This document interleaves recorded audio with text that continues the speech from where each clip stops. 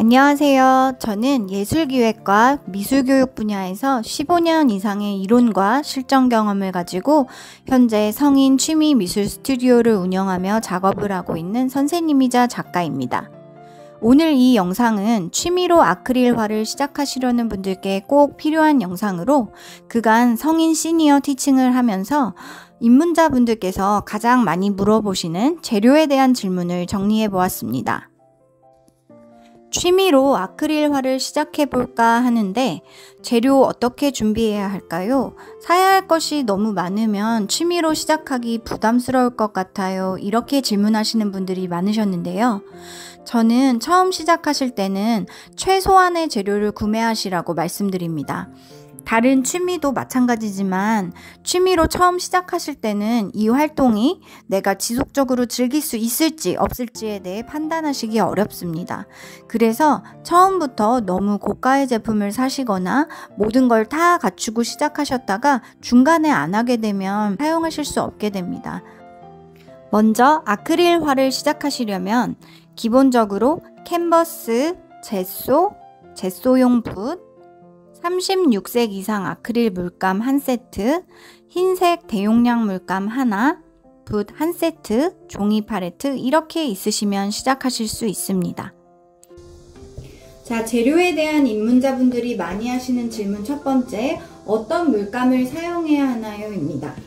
어떤 분들은 아크릴 물감을 이런 50ml 이상으로 무조건 사야 된다고 하시는 분들도 봤는데요.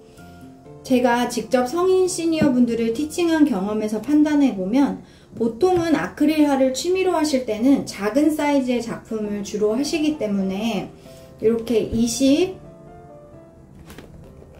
36mm 이렇게 50과 비교해 봤을 때 이런 크기예요. 그래서 36 물감을 세트로 사셔도 충분히 쓰십니다. 이게 이렇게 그런 식으로 세트로 구성되어 있습니다.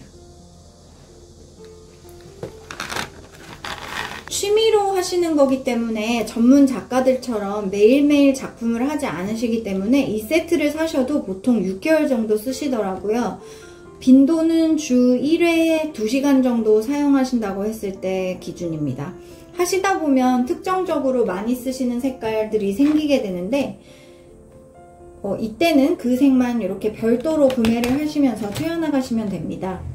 아크릴화나 유화는 불투명한 채색을 하는 재료이기 때문에 불투명화에서 채도를 조절하는 역할로 이렇게 흰색을 굉장히 많이 사용하게 됩니다. 그래서 흰색은 제가 무조건 대용량으로 흰색은 구매하시라고 추천드리는 거예요. 제가 성인 시니어 분들을 티칭하면서 보니 사실 물감의 용량보다 중요한 건 물감의 색의 개수예요. 처음 하시는 분들은 색감 혼합에 대해 어려워하십니다.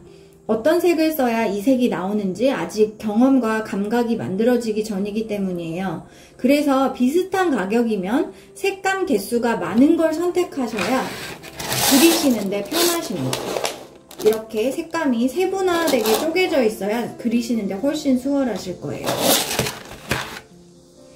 전문가들은 12색 물감으로 조색을 반복해서 원하는 수십 가지 색을 만들 수가 있어요. 그런데 입문자분들은 이런 색감 혼합에 대해서 배워나가시는 단계이니까 일단 색 종류를 많이 갖춰 놓는 게 더 잘 그려 보이는데 유리하겠죠?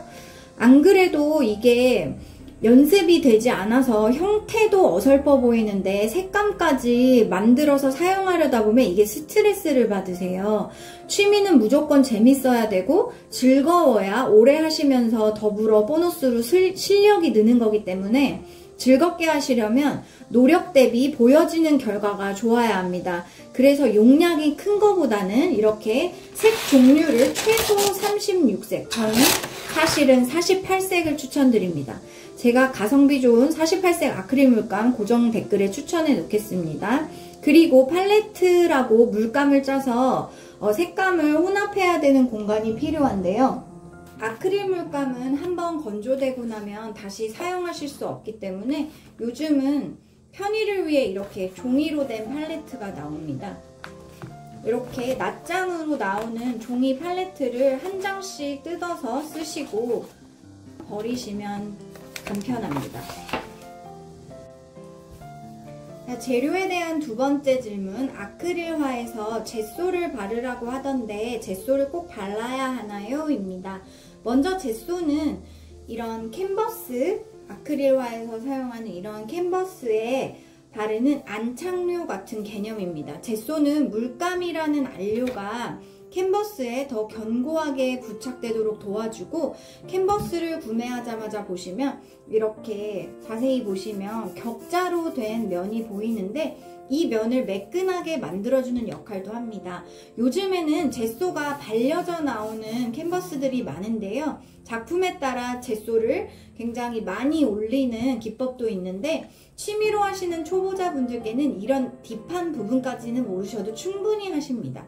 젯소는 젯소가 발려진 캔버스를 사시더라도 한 번 내지 두 번은 바른 뒤 물감을 올려야 표면이 정리가 되기 때문에 바르시는 게 필요합니다.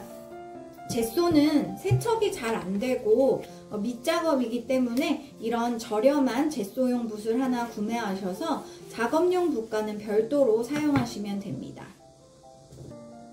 네, 재료에 대한 세 번째 질문은 붓은 어떤 걸로 몇 개나 사야 하나요? 입니다. 보통 작업할 때는 붓이 이렇게 모가 통통한 이런 종류와 이렇게 넓적하면서 끝이 뾰족한 이런 종류가 있는데요. 이게 둘 다 용도가 달라요. 그리고 또 보시면 이렇게 넓은 면을 색칠할 때 좋은 바탕용 백붓이 있고요.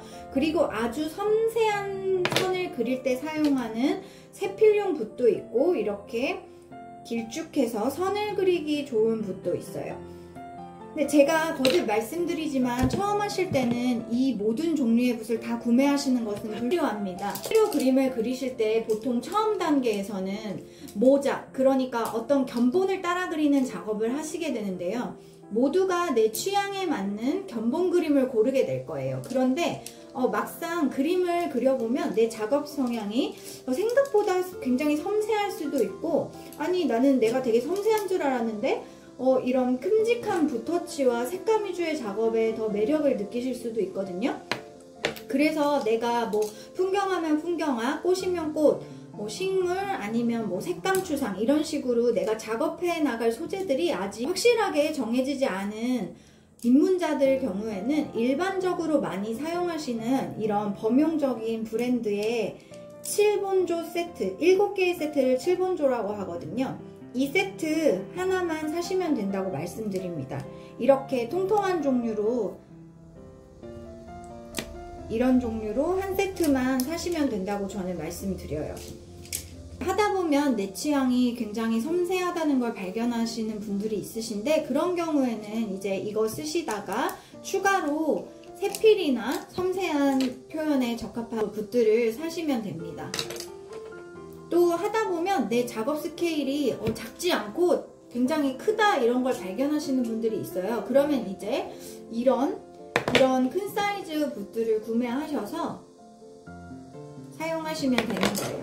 해보시기 전까지는 내 그림 작업 스타일이 어떤지 아실 수가 없습니다.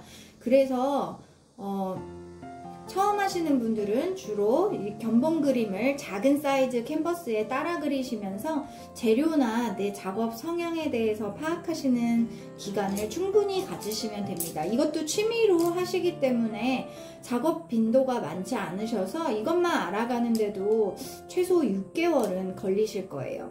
아크릴 붓에도 이렇게 모가 부드러운, 이렇게 모가 보들보들한 수채화 겸용붓도 있고, 모가 이렇게 텐션이 있고 딱딱한 유화 겸용 붓도 있어요.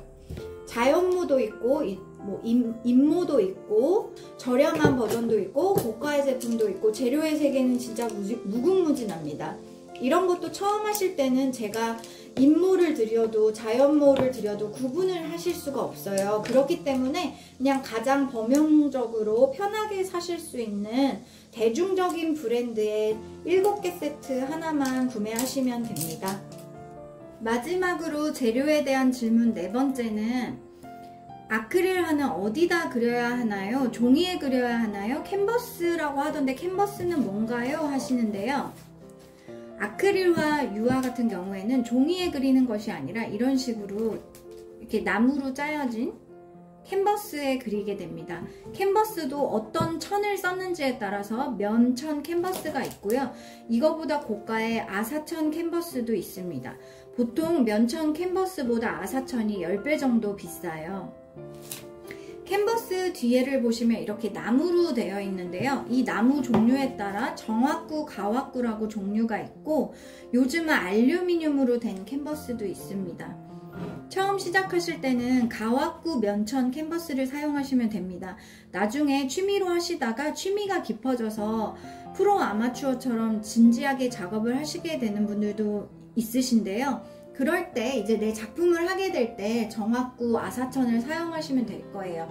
지금은 많이 그려야 하실 시기이기 때문에 가와구 면천 캔버스를 사용하세요. 캔버스는 따로 액자를 하지 않아도 이렇게 보관을 할 수가 있는데요. 문제는 이걸로 그리시다 보면 집에 너무 보관할 장소가 부족하다. 그래서 그런 분들께는 제가 이런 캔버스 용지를 추천을 드리는데요. 이 캔버스 천을 이런 식으로 낱장으로 팔아요. 캔버스 용지가 이렇게 낱장으로 되어서 판매를 하고 있거든요. 보관이 어렵고 좀 간편하게 보관했으면 좋겠다 하시는 분들은 이런 식으로 캔버스 용지를 추천드립니다. 오늘 취미로 아크릴화 시작하시는 성인 시니어분들을 위해 재료에 대한 이야기를 해보았는데요. 좀 궁금한 점이 해결되셨나요? 도움이 되셨으면 좋아요와 구독 눌러주세요. 다음 영상도 유익하게 준비해서 돌아오겠습니다. 취미로 그림 그리세요. 감사합니다.